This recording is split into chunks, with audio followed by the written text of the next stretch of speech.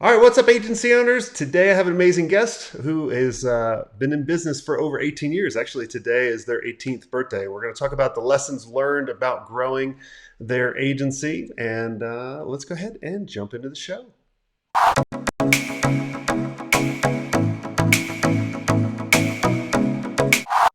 Hey, Nancy, welcome to the show, and happy birthday to the How business. you doing?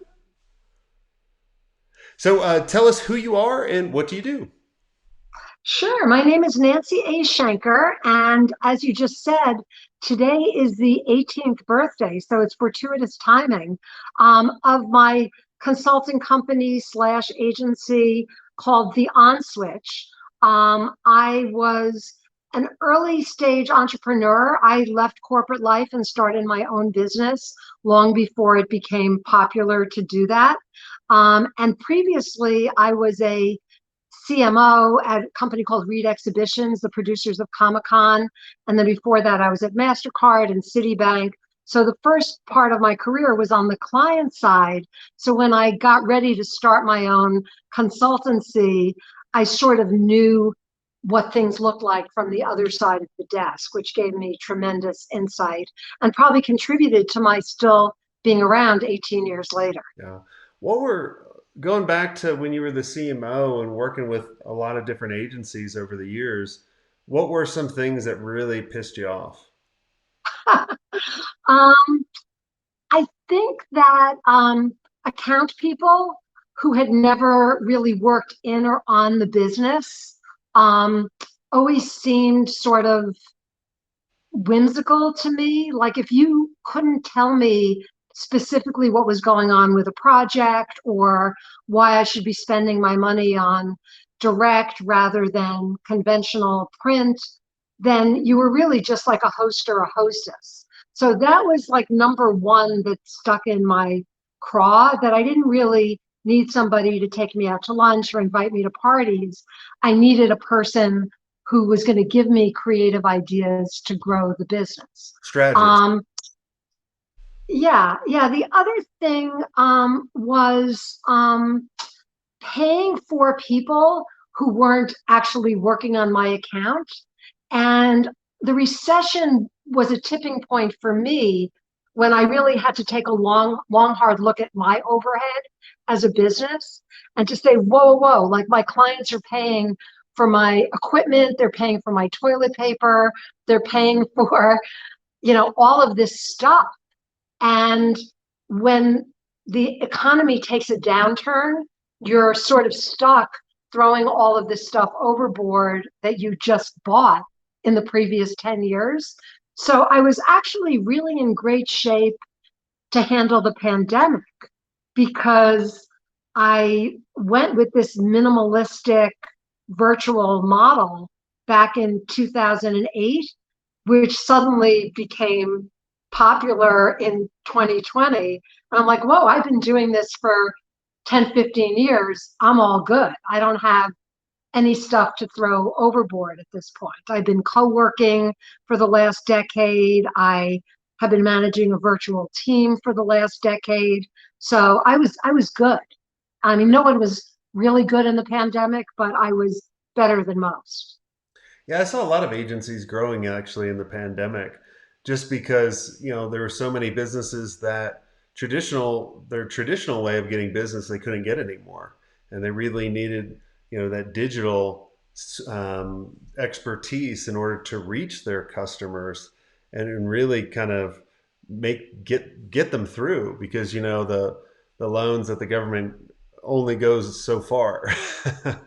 Yeah, I mean, I would say probably, 20% of clients said, oh my goodness, the world is changing.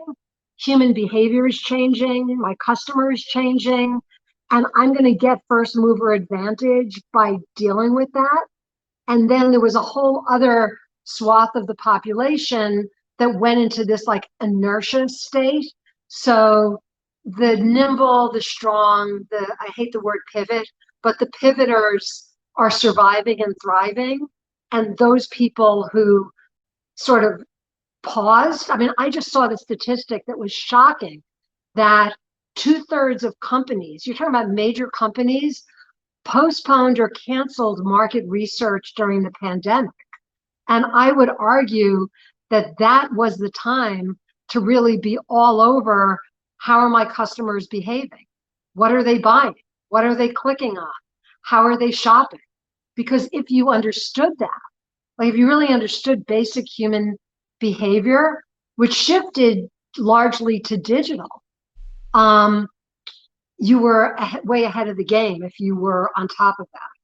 Yeah, You know, no, which is a timeless lesson that I've learned starting in when I first started my career in the 1970s.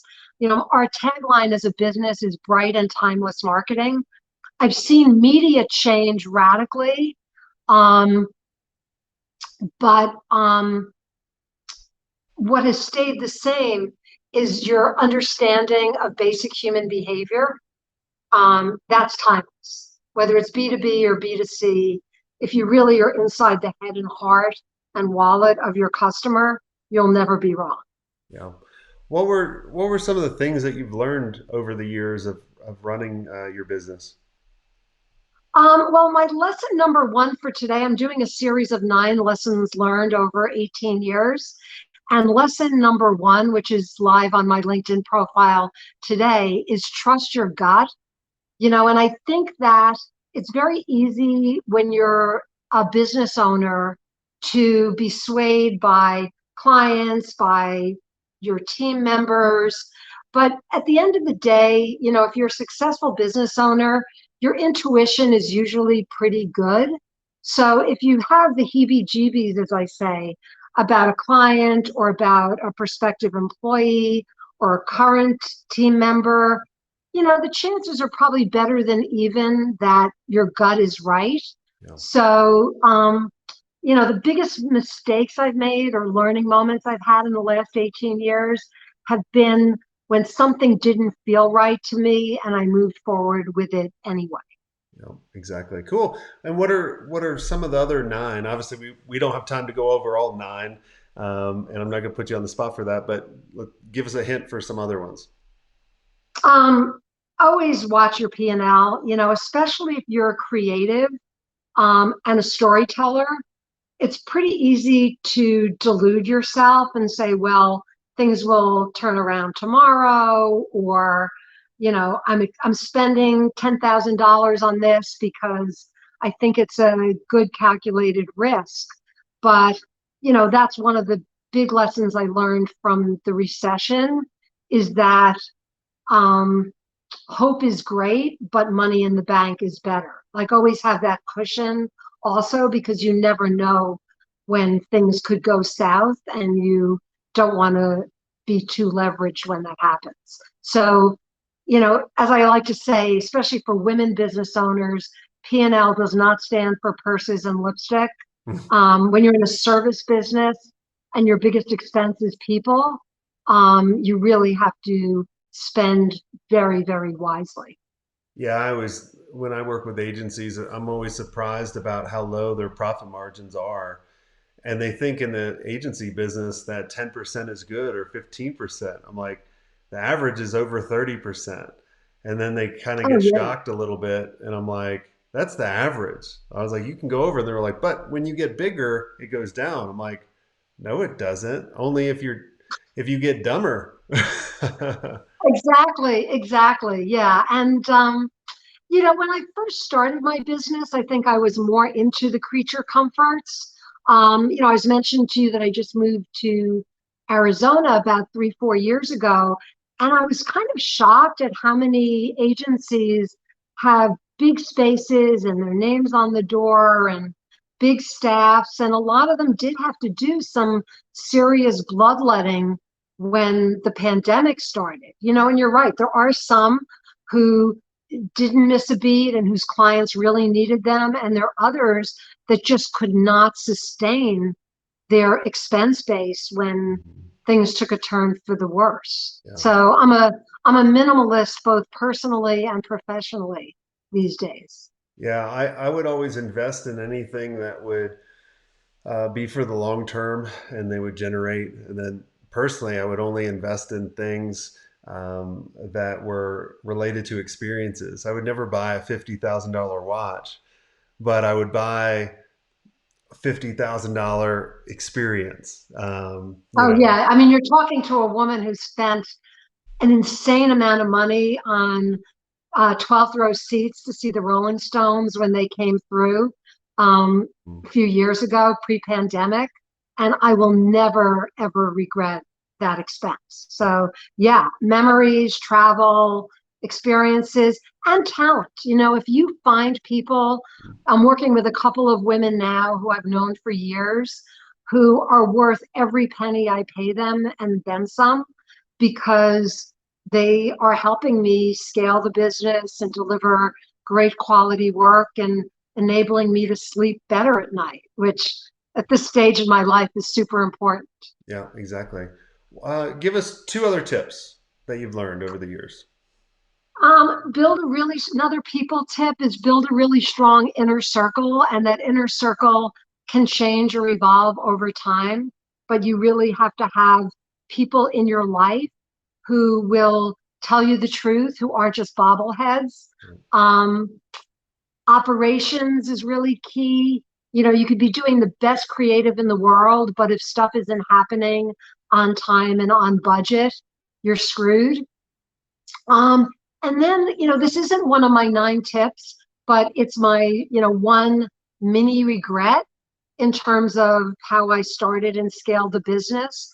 I think having product, having tangible product is super important, because being exclusively in a service business, no matter how much you productize your service, it's still a service. So, I mean, I'm not done yet. I have another 18 years at least ahead of me, and I have a few product concepts that I hope to launch over the next 5 to 10 years, including, I'm a writer and I have a bunch of books on Amazon, and I have some courses I'm developing. So yeah, I'm really into passive revenue these days. Very cool. Well, So let me tell you, the grass is not always greener on the other side. It's greener on the side you water. When I sold my agency, I thought just like you. I was like, I've been in the service business for 12 years. Let me go develop a product. And I developed an iPhone app, and I hated it. I literally wanted to like just I put a gun to it and just blew it up behind the shed. And yeah, and that's one of the reasons why I haven't launched my. I have one product idea that's actually a physical, tangible product, a household product. And when I started delving into manufacturing and trademarking and distribution, I'm like, nah, I'm not doing this. So I think there is an opportunity, and I think you've actually done it really well. And I'm not just being, a sycophant here, but like developing product that people in your industry truly need. mhm, It's productizing your service, yeah, which is also a form of a product, which I think smart digital marketers are doing more and more of that these days. So kudos to you on that. well, thank you. Well, is there anything, Nancy, I did not ask you that you think would benefit the audience? Yeah, I mean, something that I think a lot about these days is I turned 65 last February. Um, I've been very often told that I don't look 65, but what I say is this is the new 65. I would like to see the agency world and the marketing world become more age diverse. It's something that I'm passionate about. And, I now bring to the table wisdom that I didn't have even 18 years ago. Mhm. So when you see that person who's old enough to be your mother or your grandmother, don't assume that they don't understand technology, because I challenge any millennial to a social media strategy contest, because I've been in the social media and digital media realm since the late 90s, early 2000s. I helped build the first website for MasterCard. I was on Twitter day one of the Twitter launch. And it was funny because I recently said to one of our associates, I've been using social media since 2005. And she said, oh my God, I was only 6 years old then. Mm. So Yeah, don't assume that because somebody is older doesn't mean that they can't understand new tricks. So Exactly. that's my final bit of anti-ageism, Awesome. badass wisdom. Awesome. And what's the URL people can go and check the business out? Theonswitch.com, TheOnswitch.com, just like a light switch, but not. My daughter actually helped me name the company. And feel free to follow me on LinkedIn because as I said, I'm a storyteller and that's where a lot of my content lives. Awesome. Well, thanks so much, Nancy, for coming on the show. And if you guys want to really be around an amazing inner circle, kind of like Nancy mentioned, where they're all digital agency owners and we're all wanting to grow and scale a lot faster, I'd love to invite all of you to go to digitalagencyelite.com. Go and check that out and apply. And if we think it's right for you and vice versa, we'll have a conversation. So go to digitalagencyelite.com. And until next time, have a swank day.